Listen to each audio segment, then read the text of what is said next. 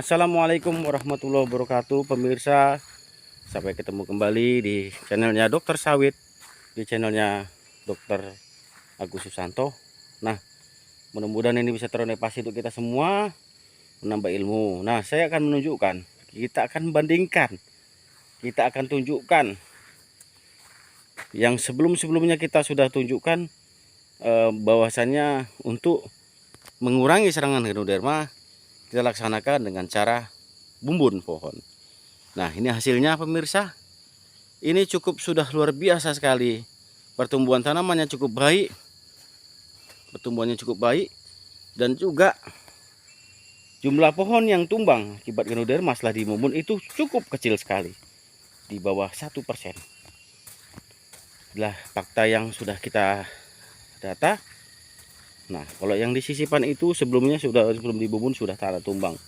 Nih dibuktikan. Nah, ini membumbun ini lebih kurang umurnya sudah, kalau kita lihat sudah 3 tahun masuknya. Jadi awalnya setelah bumbun maka akan terjadi stagnasi lebih kurang paling lama 1 tahun karena akar terganggu. Akar terganggu akibat kita korek seputaran tanah yang dikelilingin pohon ini.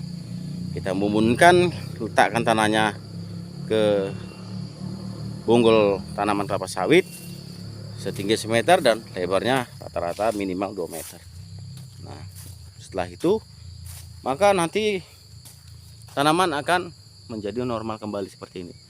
Ini kalau tidak kita laksanakan seperti ini, maka nanti dia akan tumbang karena ini adalah sejarahnya tanaman tidak olah tanah, underplanting atau underplanting. Jadi sawit dalam sawit kita tanam. Nah, saya akan buktikan. Kalau kita lihat ini membumbun cukup luar biasa hasilnya. Jadi kita menunjukkan apa yang sudah kita kerjakan dan kita akan bandingkan nanti membumbun ini efektif atau tidak. Nah, kita akan buktikan. Ini kita akan saya tunjukkan dengan umur yang sama, yang di kawasan ini yang dilaksanakan bumbun dan seberang sana itu yang belum dibumbun. Kita akan buktikan. Kita lihat yang tumbang, betul pemirsa, itu udah tumbang, cuman persentasenya cukup kecil. Performa tanamannya bagus ya, kita maklum saja karena ini masuki masa habis trek, produksi turun, bukan berarti nggak ada buahnya. Nah, kita lihat pemirsa, kita akan buktikan. Nah, yang kita buktikan tadi ini yang sudah dibumbun. Nah, nanti perakarannya ini kalau kita bongkar, udah kita tunjukkan videonya, akar ini banyak, dia akan tumbuh akar-akar baru, sehingga dengan tumbuhnya akar, maka apa yang kita berikan pupuk ke tanaman sawit ini, maka dia akan menyerap. Nah, kalau akarnya tidak sehat, mau kita berikan pupuk sebanyak apapun tidak akan diserap maksimal oleh tanaman kelapa sawit ini. Nah, seperti ini. Nah, kita tunjukkan pemirsa. Inilah perbedaannya yang sama-sama umurnya tapi tidak dibumbun. Kita lihat kalau pertumbuhannya hijaunya, kalau saya kira lebih bagus sana daripada di sini. Nah, situ sudah banyak gejala-gejala serangan yang baru. Nah, ini terbentang kosong. Kenapa? Karena inilah kita akan tunjukkan waktunya nggak cukup kita mengerjakan sampai sini, sehingga tanaman ini lambat penanganan, nggak dibumbun. Yang terjadi inilah hamparan bentangan kosong yang terjadi kalau dia tidak kita bumbun. Nah, seperti ini pemirsa, kita tunjukkan. Kita tidak akan mungkin membiarkan kebun sawit kita seperti ini. Kita harus tetap berupaya bagaimana agar supaya produktivitas tanaman kelapa sawit kita tidak jatuh turunnya.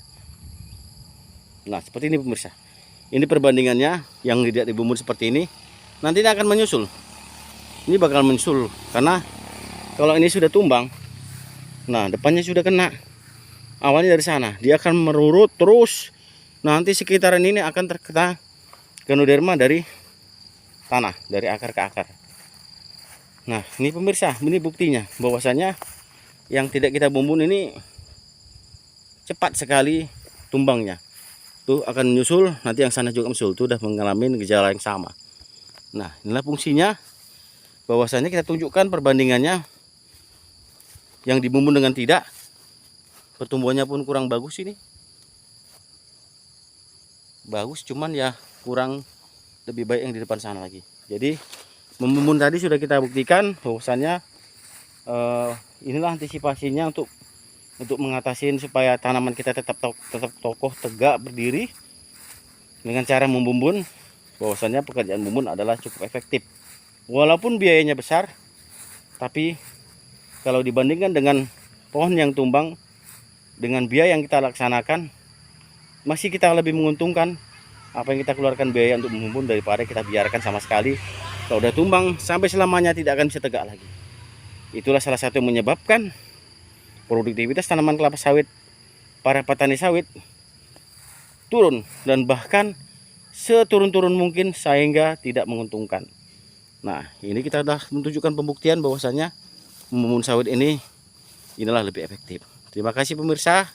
Mudah-mudahan ini bisa menjadi gambaran solusi ke depan untuk pengendalian, untuk mengantisipasi serangan Ganoderma yang menyerang pada tanaman kelapa sawit kita pada periode kedua. Terima kasih. Assalamualaikum warahmatullahi wabarakatuh.